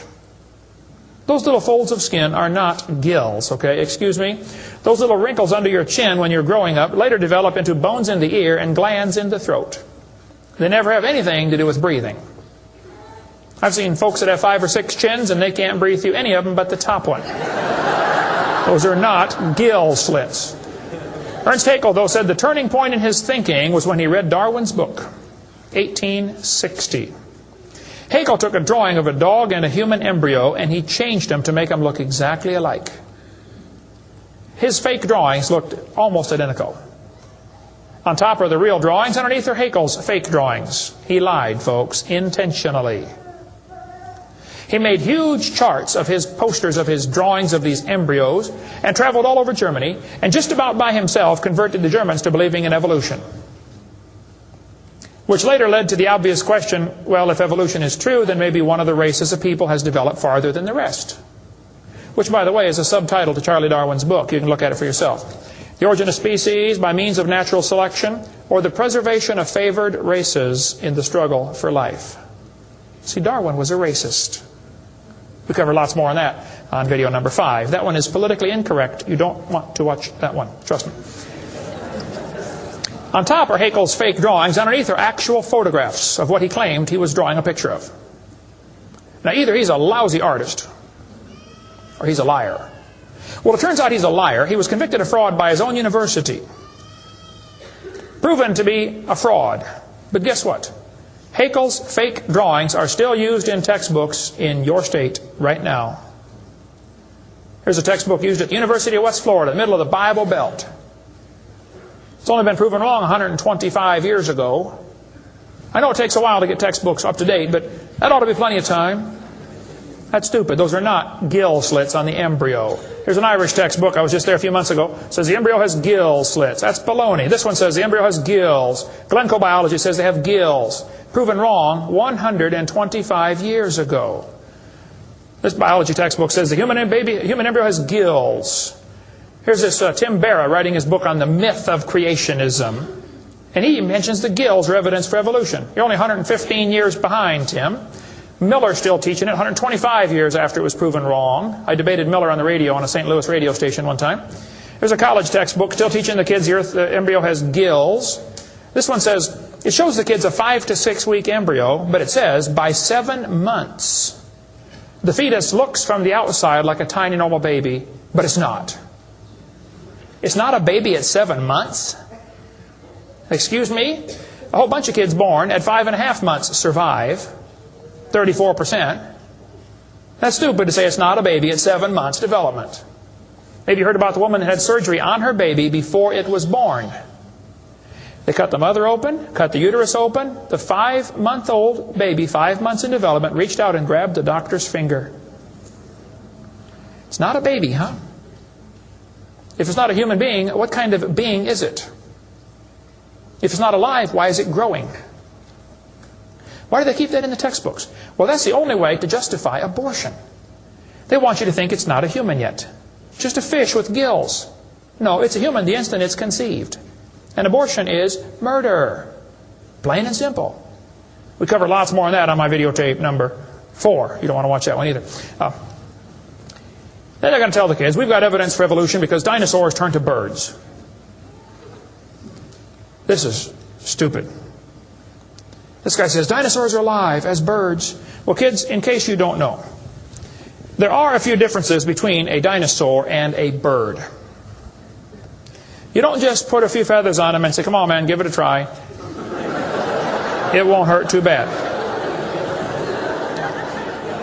That's stupid, okay? Dinosaurs did not turn to birds, okay? Somewhere along the line, while his front legs are developing into wings, they're going to be half leg, half wing, which means he can't run and he can't fly yet. He's going to have a hard time, isn't he? No, dinosaurs did not turn into birds. That is stupid, okay? They say, we've got proof that they did. Archaeopteryx, which means ancient wing. That's supposed to be evidence for evolution. It's in just about every textbook I've seen dealing with this topic. Archaeopteryx is supposed to be evidence. Here's a 1999 textbook. Now, Archaeopteryx was proven to be a fraud in 1986. So this author is 13 years behind the time. Archaeopteryx means ancient wing. They're going to say, see, boys and girls, he's got claws on his wings. Yeah, so? 12 birds today have claws on their wings. The ostrich does, the Watson does, Turako does, ibis does. So what? It's kind of unusual, but 12 birds have it. They're going to say, well, he's got teeth in his beak. That proves he's got a reptilian feature. Well, now, wait a minute. Some reptiles have teeth, some don't. Some mammals have teeth, some don't. Some fish have teeth, some don't. Some of you have teeth, some don't. Okay? That doesn't prove a thing, all right? Alan Fiducia is considered one of the world's experts on birds. He believes in evolution. University of Chapel Hill, North Carolina, Chapel Hill. He said, paleontologists have tried to turn Archaeopteryx into an earthbound feathered dinosaur, but it's not. It's a bird, a perching bird, and no amount of paleo-babble is going to change that. It's a bird. By the way, even by their twisted thinking, birds are found in layers lower than Archaeopteryx. If you find fully formed birds in rock that you think is 130 million years old, then Archaeopteryx at 65 million years old cannot be a missing link, can it? Because birds were already here. Even with their dumb geologic column, it doesn't work. We cover lots more on that on video 4. They say, bird feathers evolved from scales. Well, that's stupid. In the first place, they got from different genes on the chromosome, okay? Developed totally different. A scale is a hard wrinkle in the skin. They attach to the skin very differently. Feathers are incredibly complex, folks. Unbelievably complicated. They're both made from the same protein, keratin, and that's where the similarity stops. So what? Battleships and forks are both made of iron. Doesn't prove they both evolved from a tin can. Proves the engineers using the same material for different functions. And God used keratin for fingernails and hair and scales and feathers. So, same designer, that's what it proved. A lot more on the bird evolution in the book Icons if you want to get that. Then they tell the kids about the peppered moth. Yes, boys and girls, somebody in England went around and counted the moths on the trees. Must have been a government project. They discovered it's 95% light moths and 5% black. Well, so the story goes, they burned coal in the factories, the trees turned black, and the moths changed to black moths. Because when they counted them again, they said they found 95% black and 5% light. Actually, the whole story is a lie. It never happened. After 40 years of watching, they found 2 moths on the trees. 2 total out of 40 years. So they glued dead moths to the tree to take a picture for your kid's textbook. Then he wanted to get a picture of a bird eating a moth. So he put some moths in the refrigerator to calm them down so they got nearly frozen. Then he put them on the tree and they couldn't even hang on to the tree. So he warmed them up on the hood of his car. put them out there on the tree, and the moth is staggering around trying to warm up, and a bird ate one. He got a picture. Wow, proof of evolution. It's a lie. Didn't happen. Even if it were true, dark moths and light moths were there at the beginning, and dark moths and light moths were there at the end. The ratio of population might have shifted, but the story wasn't true. So, doesn't prove anything. That's stupid. That's not evidence for evolution. They tell the kids, we've got vestigial structures. Now, a vestigial structure is something you don't need anymore. They'll say, boys and girls, you have an appendix that you don't need anymore. That's a vestigial structure. That's proof of evolution. Well, excuse me, you do need your appendix, okay? That is stupid. The appendix is part of your immune system. If your appendix is taken out, you can still live, okay? But it increases your susceptibility to quite a few diseases. You can live without both your legs and both your arms and both your eyes also. That doesn't prove you don't need them. Does it? There are no vestigial organs. And even if there were, that would be the opposite of evolution. That's losing, not gaining. This textbook says, boys and girls, whales, and many organisms here, like a whale, retain traces of their evolutionary history. For example, the whale retains pelvic and leg bones as useless vestiges. I'm sorry, that's not true. This one says, just imagine whales walking around. It's true. These little bones right there is what they're talking about. Just imagine him walking around. I can see it now, can't you? All you need is a good imagination and some LSD, and you'll be able to see that whale walking in real life. This textbook says, the whale's pelvis is evidence of its evolution from four-legged, land-dwelling mammals. Well, that is stupid, okay? Those bones in the whale's abdomen are essential to hold muscles that support the reproductive system. Without those bones and those special muscles, the whales cannot reproduce. This has nothing to do with walking on land. It has to do with getting more baby whales. So the author that wrote this is either ignorant of his whale anatomy and should not be writing a book about it, or he's a liar trying to push a theory off on our kids. Here this one says, whales once lived on land. Whales were not always sea dwellers. Modern whales show skeletal evidence of previous existence on dry land. Buried deep in a whale's hip muscles are two small bones, all that is left of the whale's pelvis and hind legs. That's stupid. The male and female bones are very different on whales. Check your whale anatomy and tear that page out of your book. Has no business being in there. This textbook says, humans have a tailbone at the end of the spine that is of no apparent use. I was debating a guy in North Alabama. He was the president of the North Alabama Atheist Association or something like that. He got up and he said, folks, we've got evidence for evolution. Humans have a tailbone they no longer need. When it was my turn, I got up and I said, Mr. Patterson, I taught biology and anatomy. I happen to know there are 9 little muscles that attach to the tailbone, without which you cannot perform some very valuable functions. I will not tell you what they all are, but go read your Gray's Anatomy and you can figure it out. I said, however, Mr. Patterson, if you think the tailbone is vestigial, I, Kent Hovinda, will pay right now to have yours removed. Bend over.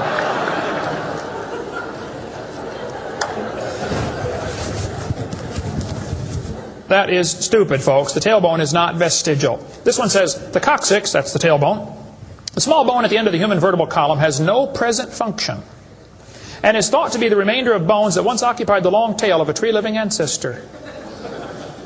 I was taught when I went to school, man used to have a tail, but he lost it because he didn't need it. I thought, didn't need it? Have you ever thought how handy a tail would be? Have you ever come to the door with 2 sacks of groceries? Wouldn't that be nice, man, be able to grab that door and walk right around and get in it? Lost it because we didn't need it. Man, you could drive the car and tune the radio knob and hold a Coke at the same time. We're going to tell the kids that lobe-finned fish show evolution. Yes, boys and girls, during the Devonian period, 410 million years ago, there were fish with lobe fins. What that means is a short arm and then the fin grows. Well, that's stupid, okay? The lobe-finned fish are still alive. They're called the coelacanth. And when they found the first coelacanth in 1938, first people didn't believe it. They said it can't be true because they died millions of years ago. When they finally proved, yes, they're still here, all they said was, wow, they survived for millions of years. Never dawned on them to maybe question the whole theory. Never dawned on them. When Dr. Roy Mackal went to Africa and did expeditions on dinosaurs still alive in the African swamp. University of Chicago microbiology professor Dr. Roy Mackal wrote this book. He went over there twice, interviewed folks who've seen living dinosaurs. People who've never seen a white man. When he showed them the Apatosaurus, they said, yeah, that's Mokele Mbembe. He lives out in the river. He's not friendly. Don't get close. Dr. Mackal said, fellas, that's a dinosaur. They've been dead for 70 million years. The natives said, well, we're sorry. We didn't know about that. All we know is we see them out there once in a while. So Mackal gets back, writes this book, and says, folks, there are still some dinosaurs alive in Africa. Then he says, it's amazing they survived for 70 million years. Never will cross his brain that maybe your basic theory is wrong. That thought will never enter his mind, I don't think. It ought to.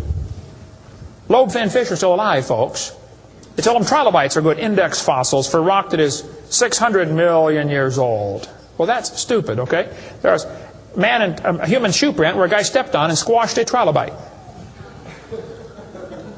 How could a human step on a trilobite? I'd say 500 million years ago. One guy said, maybe aliens visited the planet and stepped on a trilobite. Trilobite had the most sophisticated eye ever found in nature.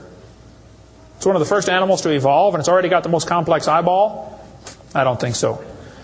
The whole thing about index fossils is stupid. Okay, there aren't any index fossils. The graptolites are the index fossil for 410 million year old rock, and yet they're still alive right now in the South Pacific. They tell the kids the dinosaurs are index fossils for 70 million year old rock. Folks, dinosaur blood was found inside the bone. Don't you think it's going to decay in less than 70 million years? There's enormous evidence that man and dinosaurs have always lived together. We covered that for 2.5 hours on video number 3 of our blue series of tapes. Gene Thomas, missionary friend of mine, was in the Congo swamp for 42 years as a missionary. He said, I had 2 pygmies in my church that killed and ate one. Yes, dinosaurs are still alive. California, 1925, this thing washed up on the beach, called California's Nessie. Laid there on the beach and rotted away. Here's a guy behind it with a rifle. In the front you can see the critter's head. Neck going off to the right. The neck was 20 feet long. One atheist wrote me a letter and said, Hovind, you're so stupid. Don't you know that was a whale? Show me any neck on a whale, would you please? No, I think dinosaurs have always lived with man. They were called dragons for most of history. People killed most of them. There could be a few still around. It wouldn't affect me at all. Okay? I don't think there's a lot of them, but there could be a few still out there. They changed the name in 1841 to dinosaur. That's all that happened. And man exterminated most of them. They're mentioned in the Bible. We cover all that video number 3. They're going to tell the kids, we've got evidence for evolution. It works by natural selection. Well, yeah, natural selection works. But see, evolution is based on 2 faulty assumptions. Number 1, they say mutations make something new. That's never been observed. And natural selection makes it survive. That's never been observed. That sounds good theoretically, but it's never been observed. Mutations happen, there's no question. Okay, thousands and thousands of mutations happen. But even guys like Pierre Gross will say, no matter how numerous they may be, mutations do not produce any kind of evolution. They're only scrambling existing information. They're not adding anything new. Here's a 5-legged bull. That's a mutant. There's no new information added. Doesn't the bull already have the gene code to make a leg? He just built one in the wrong place, that's all. This is not new information. This is scrambled information.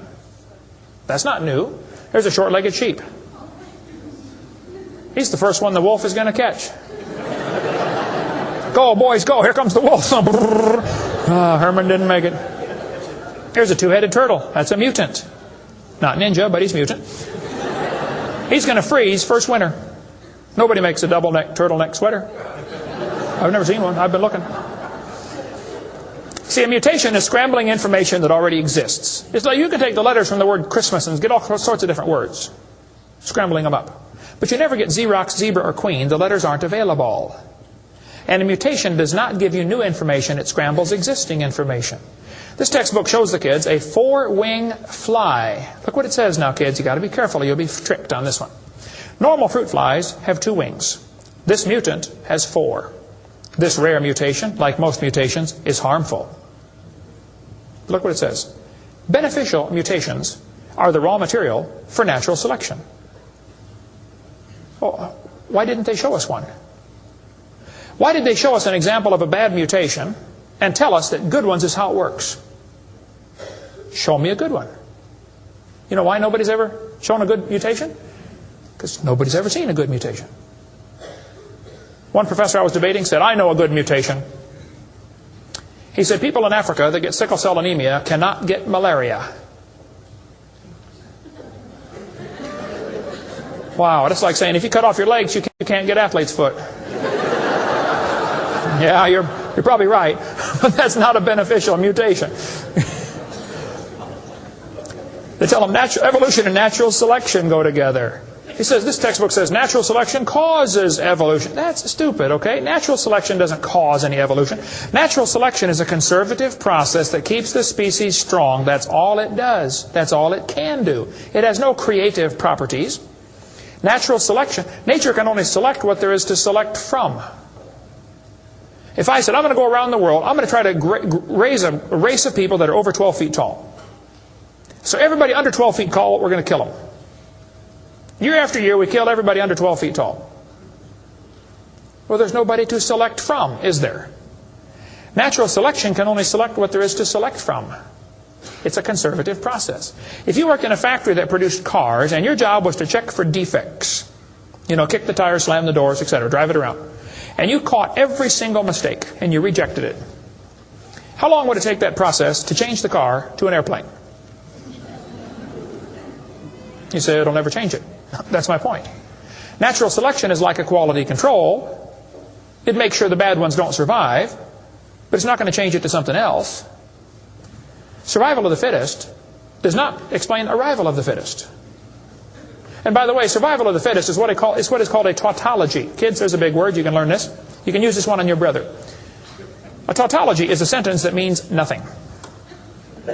You can say, oh, you're speaking in tautologies. I'll show you how it works. You say, Professor, why did it survive? I say, oh, because it's the fittest. You know, survival of the fittest. Oh, how do you know it's the fittest? Because it survived. I see. Is that the way it works? That's exactly the way it works. That's stupid, folks, okay? Actually, it's not survival of the fittest. If a whale goes through a school of fish and eats 80% of them, it's survival of the luckiest. I mean, if a snake crawls into a bird's nest and eats 3 out of 4 eggs, does the snake select the weakest of the birds to eat? There's still an egg, man. He's going to eat them all. Okay? Then they do the thing with the fruit flies for the kids. They'll say, boys and girls, we raised flies in the laboratory, and we nuked them and microwaved them and x-rayed them, and we got these flies to have mutated babies. We got flies with curled wings. They fly around, bzz, bzz, bzz, bzz, couldn't go anywhere. They got flies with no wings. What do you call that? A crawl. You can't fly. They raised all these mutated flies in the laboratory and said, you know what, folks? Every fly we got was worse off than Grandpa Fly. Yeah, so? So they tell the kids, you see, this proves that flies have evolved as far as they can go. No, this proves you're messing up with perfectly good flies, okay? God made them right and you're messing them up. Now leave them alone, all right? This guy says, we've got proof for evolution because flies in the north have wings 4% larger than flies in the south. That's proof we all came from a rock. That's stupid, I'm sorry. Then they tell the kids, boys and girls, today you're going to learn to think critically. Watch this sentence here carefully. Some kids doing this for homework tonight. Boys and girls, do you think humans are still evolving? Now what kind of question is that? That's one of those questions like, have you stopped beating your wife yet? Well, if I say yes, I'm admitting I did. If I say no, I'm still doing it. Wow. All right. Go back and look at the original question. Do you think humans are still evolving? Doesn't that question assume that evolution has happened? What if a kid doesn't believe in evolution? How's he supposed to do his homework tonight? That question does not teach him how to think critically. That teaches him what to think, not how to think. That's a Soviet-style indoctrination type question. And the textbooks are full of them. They're not learning how to think. And when the kid gets done with this course, he's going to think he knows how to think. But he doesn't. He knows how to be told what to think. Brainwashing at taxpayer expense. Quite a few lies in the textbooks covered in this one. We got a lot more in video number 4. Adolf Hitler said, "You let me control the textbooks, I'll control the state." What is in these books anyway? There's a lot of good science in there, but there's some poison. Professor Wilson at Harvard University said, "As were many persons from Alabama, I was a born-again Christian. When I was 15, I entered the Southern Baptist Church with great fervor and interest in the fundamentalist religion. I left at 17 when I got to the University of Alabama and heard about evolution theory.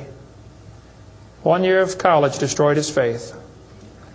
Philip Wentworth said, "When I went to Harvard in the fall of 24, I was not only a Christian, I was a candidate for the ministry. Then for 4 years I underwent a process of mental readjustment which shook my little world to its foundations. Through it all, one thing was clear to me. If I could reconcile religion with intelligence, I knew that I could go on into my chosen career fortified by the experience. If I could not, every consideration of honor would compel me to make other plans. In the end, I gave up the ministry." Scott wrote me a letter to Dr. Hovind. "Until I went to college, my faith in God was sound. My college history class helped destroy that faith. I started to doubt the Bible and God's Word. I even started to doubt Jesus was truly God's Son and that He died and rose for my sins. My best friend showed me your tapes, and I was in awe of what I saw. Everything I thought I knew about life was changed." Praise God. People will sit home and watch a video that you will never get to come to church. Especially men. If they're sitting at home holding the remote. There's this feeling of power that surges through their body. How many know what I'm talking about? Now come on, be honest, okay? Right? That's why we purposely leave my videotapes uncopyrighted. Copy them and give them to your friends, man. Get them saved. All right? 75% of the kids from Christian homes that go to public schools are going to lose their faith after 1 year of college. 75%. Professor Bonnard said, "Evolution is a fairy tale for grown-ups. The theory has helped nothing in the progress of science. It is useless." Malcolm Muggeridge said, "I am convinced the theory of evolution, especially the extent to which it's been applied, will be one of the great jokes in the history books of the future." It's a joke. And it would be a joke if it weren't for the tragic results. How many kids are taught this thing every day and believe it, and it destroys their faith? Adolf Hitler was a strong believer in evolution.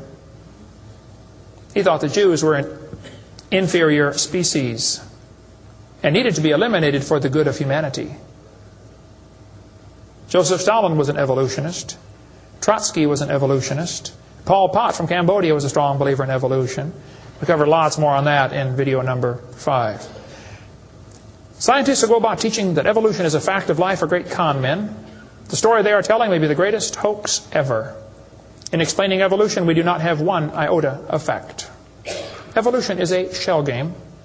You ever seen those shell games where they put the pea down there and they put the 3 shells on it and the guy tries to get you confused, he messes them around? Evolution is like a shell game. If you ask the biologist, where's the best evidence for evolution?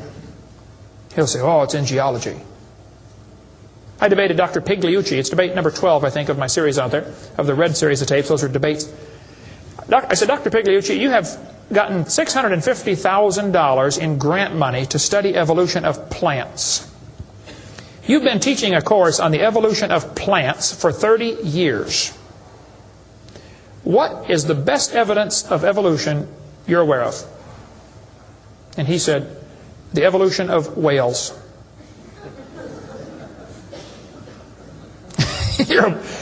You're a botanist telling me the evolution of whales is your best evidence? It's always this way, folks. The geologist thinks the anthropologist has the evidence. The anthropologist says, "Oh, no, we don't have it. The biologist has it." It's a shell game. The only problem is there's no P under any of them. Nobody has the evidence. It's a joke. Sir Arthur Keith was selected to write the foreword to Darwin's book when it was republished in 1959 because he was a strong believer in evolution. Arthur Keith said, "Evolution is unproved and unprovable. We believe it because the only alternative is special creation. And that is unthinkable." I mean, you're not even allowed to think that maybe there's a creator? The only alternative. He's right, by the way. The Russian atheist astronomer came to America and spoke at one of the universities, and he started off his speech, he said, "Folks, either there is a God or there isn't." I thought, boy, this guy's brilliant. He nailed that point right on the head. I got to give him credit for that one. And then he said, both possibilities are frightening. I thought, wow, that's a good statement. You see, if there is a God, we better find out who He is. And find out what He wants and do what He says. If there is no God, we're in trouble. We're hurtling through space around the sun right now at 66,000 miles an hour, and nobody's in charge. That's a scary thought. It's real simple. The Bible says, in the beginning, God created the heaven and the earth. The Christian view of history is very simple. God made the world in 6 days just like He said He did. And that explains all the symbiosis relationships. How can certain animals and certain plants require each other? Which one evolved first? There are zillions of symbiosis relationships that can't be explained by evolution. The pre-flood world was very different. The people lived to be 900 years old. We cover that on video number 2, why they lived to be 900. You can check out my website and see them right there, drdino.com. During this time when people lived to be 900, reptiles grew to be huge. See, reptiles, even today, never stop growing. Reptiles grow all their life. So if a reptile lives to be 900 years old, he's going to get real big. Dinosaurs were big lizards that lived with Adam and Eve. And then Noah took dinosaurs on the ark. People say, dinosaurs on the ark, they're kind of big, aren't they? Well, the big ones were big, but the little ones were little. And Noah was 600 years old when he built that boat. I bet he was smart enough to figure out, you don't have to bring the biggest ones you can find. Bring 2 babies. Just be sure to get a pink one and a blue one. That'll be important later. After the flood was over, people killed most of the dragons, as they were called. That's why there's legends of dragons all through history. Plus the climate killed a lot of them. People don't live to be 900 anymore. We cover all that on video number 2. And there might be a few still around. Christians don't need to worry about dinosaurs. They're part of the normal creation. They're mentioned in the Bible. It's all there, folks. We just got to get a good biblical view of history. God created this world. See, it's real simple. Let's summarize here. God made the world. It didn't evolve. Evolution is stupid. There are hundreds of more reasons we can give. We're going to run out of time, though. But if God made the world, He owns it. That means He makes the rules, like the 10 Commandments. We are guilty of breaking His rules. I'll show you. Rule number 9, commandment number 9, thou shalt not bear false witness. That means don't lie. How many of you have ever lied before? Come on, you don't do another one. Put your hand up. Don't give me that pious look. Come on. Number 8, don't steal. How many ever stole something? You already told me you're a liar. Now come on. You don't have to read very far to realize we're guilty, which means we're going to be punished. Or find a substitute. See, I can't substitute for your sins because I got a whole bunch of my own. But Jesus Christ is not only willing, He's able. He wants to take your place. He wants to pay for your sins. It's real simple. February 9th, 1969. My friend said, Kent, you're a sinner. I said, well, you can say that again. He said, you deserve to go to hell. But Jesus died for you. He wants you to save you. He wants to save you. If you'll ask Him, He'll save you right now. And I bowed my head and said, Lord, I'm a sinner and I deserve to go to hell, but would you please forgive me and save me? And I've got God's promise I'm going to heaven. Hey, if you died today, where would you go? You ought to think about it because you will be dead for a long time. Doesn't matter how long you live, you're going to be dead longer than that. You know George Washington died 200 years ago, and he's still dead. How much longer does he have to go? You're going to be dead for a long time. All you get in this life is a little bitty dash between 2 dates. Just a little and it's gone. What are you going to do with your dash? Let me give a suggestion to you. Give the whole thing to Jesus. Say, Lord, you may have it. The whole thing. One time a little boy saw Jesus preach and he had a little sack lunch. 5 biscuits and 2 fish sticks. He said, here, Jesus, you can have the whole thing. Jesus said, thank you, son.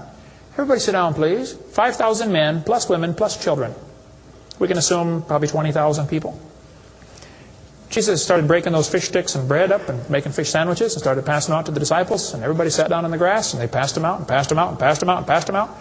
When they got all done, everybody was stuffed. You want another fish sandwich? Oh, no, I can't. No, man, I'm stuffed.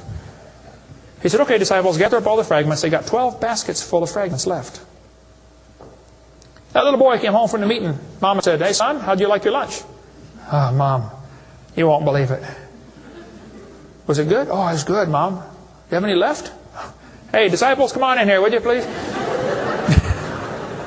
See, he decided to give it all to Jesus. Now, he ended up getting fed himself. He's one of them 20,000 that got fed, you know. He could have kept it and got fed, or he could give it away and get fed. Worked the same either way.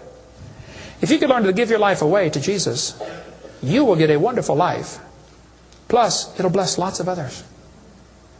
Some of you ought to quit worrying about knocking that dumb ball into the hole in the dirt and start worrying about who's going to heaven or hell. And you ought to quit worrying about getting a fancier car and a fancier house and start worrying about who's going to heaven or hell. Maybe God gave you that good job so you can give some money to missionaries. Not so you can build a bigger, fancier house. You know what we need in this country? We need a Christian Barney.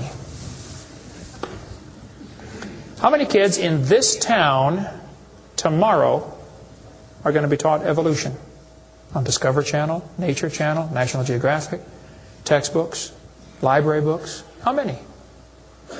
Thousands of them? And they're going to use dinosaurs, aren't they? Little 4-year-old kids get a book. Hey, boys and girls, dinosaurs lived millions of years ago. Isn't that what they say?